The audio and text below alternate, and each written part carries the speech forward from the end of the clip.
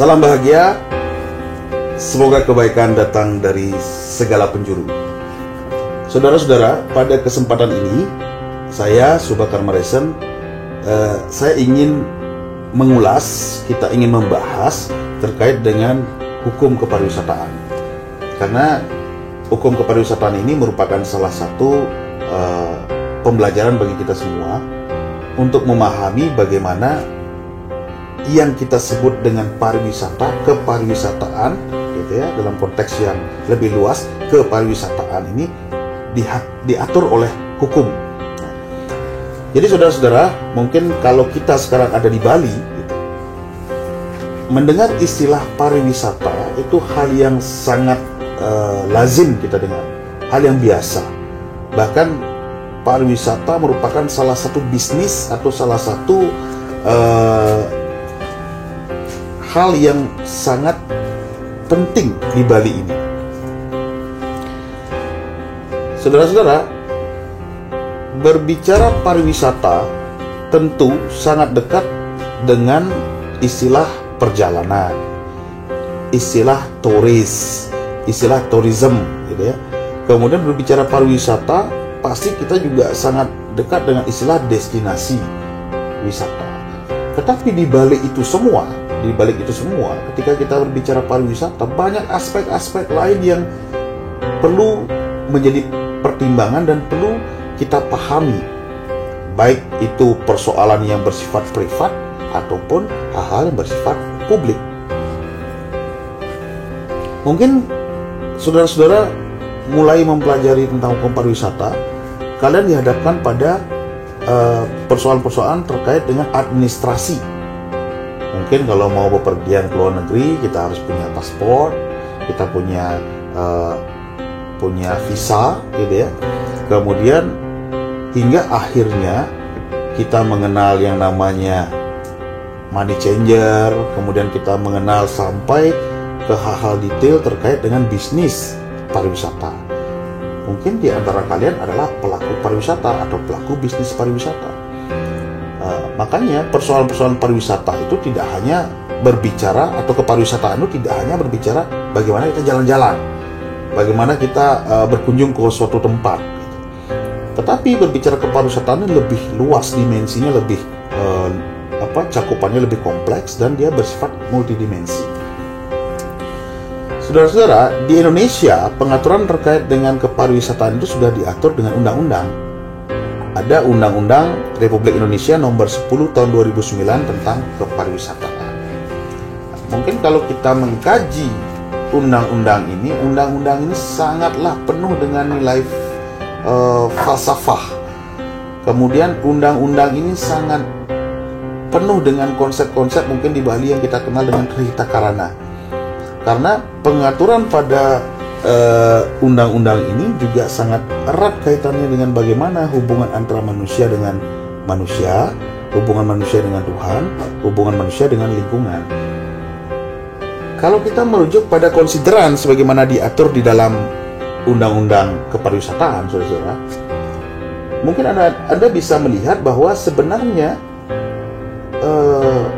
para pembentuk undang-undang ini sangat meyakini sekali bahwa alam, flora fauna yang merupakan sebagai karunia Tuhan yang Maha Esa, gitu ya, serta peninggalan purbakala. Nanti mungkin ke depan kita akan berbicara tentang yang kita sebut dengan istilahnya cagar budaya. Nah, itu juga ada pengaturannya, ada undang-undang pengaturannya. Kemudian ada hal-hal yang bersifat peninggalan sejarah, seni budaya, yang merupakan sumber daya dan modal pembangunan pariwisata. Nah, jadi hal-hal yang bersifat karunia Tuhan, kemudian hal-hal yang bersifat peninggalan-peninggalan sejarah ini merupakan modal dasar. Nah, sehingga kenapa kalau kita tanya misalnya pariwisata, wisatawan, mengapa berkunjung ke Bali sebagai contoh ya? Oh, Bali itu sangat menarik. Dia berbeda dengan Amerika, katakan begitu. Bali itu penuh dengan kebudayaan, tari-tarian, kemudian penuh dengan flora fauna ataupun artifisial yang dibuat oleh manusia, misalnya seperti subak, kemudian seperti dengan terasering yang begitu indah. Nah, ini yang memberikan nuansa yang berbeda, sehingga para wisatawan itu merasa sangat tertarik untuk datang ke Bali. Jadi kepariwisataan juga merupakan tujuannya adalah untuk meningkatkan kemakmuran dan kesejahteraan rakyat. Gitu.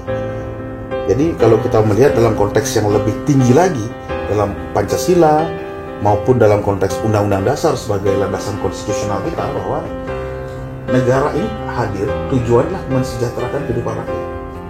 Sehingga negara akan menggunakan berbagai macam instrumen, ataupun negara ini hadir melihat peluang-peluang apa saja yang bisa dilakukan oleh rakyat Indonesia.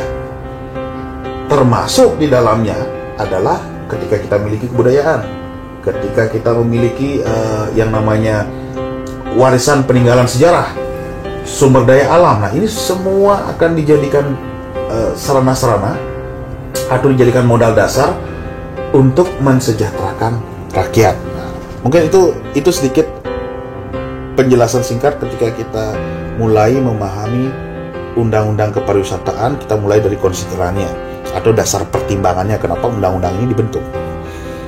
Kemudian lebih lanjut bahwa sebenarnya kebebasan melakukan perjalanan dan memanfaatkan waktu luang dalam wujud berwisata merupakan hak asasi manusia.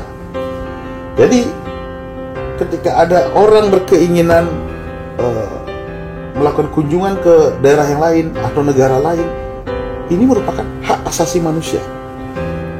Dan kepariwisataan merupakan bagian integral dari pembangunan nasional yang dilakukan secara sistematis, terencana, terpadu, berkelanjutan, dan bertanggung jawab dengan tetap memberikan perlindungan terhadap nilai-nilai agama, budaya yang hidup dalam masyarakat, kelestarian dan mutu lingkungan hidup, serta kepentingan nasional.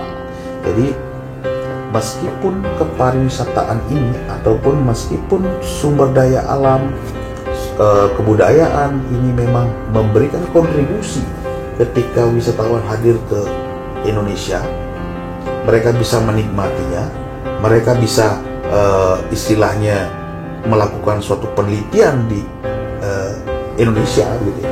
Tetapi ada satu hal yang harus diperhatikan.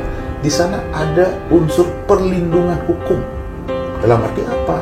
Supaya tidak kebudayaan kita terdegradasi dengan kepentingan-kepentingan lain. Supaya kebudayaan kita, alam kita, kemudian sumber daya alam kita tidak melulu dijadikan hanya sebagai sasaran-sasaran pemenuhan kebutuhan yang bersifat materialistis saja. Jadi hal ini juga harus didukung dengan perlindungan-perlindungan supaya apa? Terjamin, lestari, berkelanjutan. Nah, itu pada titik poinnya. Nah, akhirnya endingnya adalah mencapai kemakmuran dan kesejahteraan rakyat Indonesia.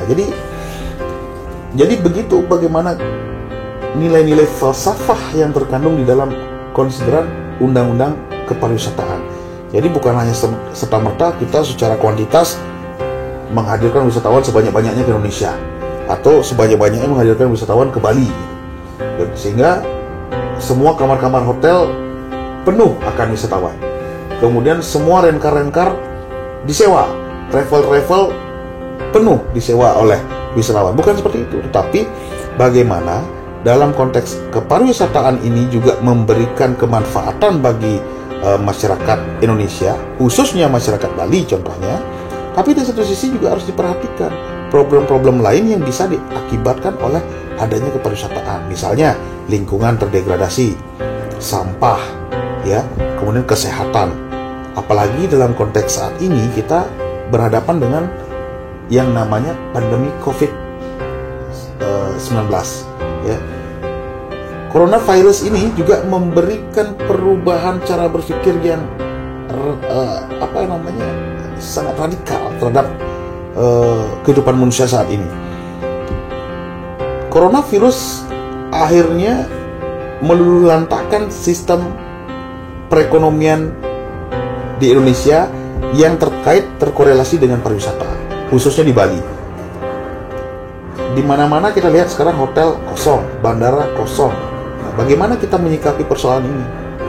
Sehingga mungkin ada pemikiran, apakah model pariwisata dulu masih bisa kita pertahankan, atau kita membuat semacam model-model pariwisata baru atau produk dan jasa kepariwisataan yang baru, sehingga permasalahan-permasalahan dahulu seperti sampah, penyakit ini dapat kita hindari. Jadi kalau kita berbicara kepariwisataan itu sangat sangat kompleks sekali, saudara-saudara. Kemudian kalau kita berbicara pembangunan kepariwisataan, ini diperlukan untuk mendorong pemerataan kesempatan berusaha dan memperoleh manfaat serta mampu menghadapi perubahan kehidupan lokal, nasional, dan global. Jadi tantangan kita terkait dengan kepariwisataan itu sangat kompleks sekali. Siapkah kita sebagai warga negara Indonesia, siapkah kita sebagai generasi saat ini menghadapi berbagai macam perkembangan, baik teknologi, menghadapi berbagai macam perkembangan, baik dalam konteks tantangan saat ini ada bencana non alam, pandemi ini. Nah, ini sebuah hal ini harus betul-betul dilakukan suatu mitigasi, ya katakanlah mitigasi risiko. Sehingga dalam konteks kepariwisataan kita tidak hanya berbicara wisatawan datang kemudian dia memberikan keuntungan atau membayar hotel begitu. Jadi tidak hanya semata-mata seperti itu. Jadi banyak aspek yang harus diperhatikan. Saudara-saudara, pada pertemuan ini atau pada kesempatan ini saya hanya memberikan semacam ulasan umum saja terkait dengan kepariwisataan atau hukum kepariwisataan. Tapi pada prinsipnya kenapa dibutuhkan hukum untuk mengatur kepariwisataan? Karena memang hukum itu diadakan tujuannya adalah untuk menciptakan ketertiban. Tujuannya untuk menjaga hak-hak. Kemudian tujuan dari hukum adalah untuk menjaga situasi tetap harmonis. Hukum juga di satu sisi dirancang sebagai aturan-aturan yang menjaga pola perilaku manusia, tingkah laku manusia. Dan dalam hal ini mungkin nanti akan ada wisatawan yang datang ke Bali contohnya. Jadi menjaga pola perilaku baik warga negara asing, warga negara Indonesia dalam kesehariannya berinteraksi, sehingga ketika terjadi konflik of human interest, hukum ini hadir sebagai penengah menyelesaikan persoalan ini. Nah, jadi bagaimana hukum ini berperan di dalam kepariwisataan, nanti ke depan kita akan bahas lagi lebih detail. Jadi pada prinsipnya pada saat ini saya ingin memberikan gambaran yang lebih umum saja terkait dengan hukum kepariwisataan, sehingga ada bekal dasar bagi saudara-saudara khususnya yang berminat untuk mempelajari hukum kepariwisataan, sehingga ada hal atau ruang-ruang diskusi bagi kita ke depan untuk secara detail membahas lagi terkait dengan kepariwisataan. Baik, terima kasih. Pada kesempatan ini cukup sekian. Kita akan bertemu pada sesi-sesi berikutnya terkait dengan hukum kepariwisataan. Semoga kebaikan datang dari segala penjuru. Terima kasih.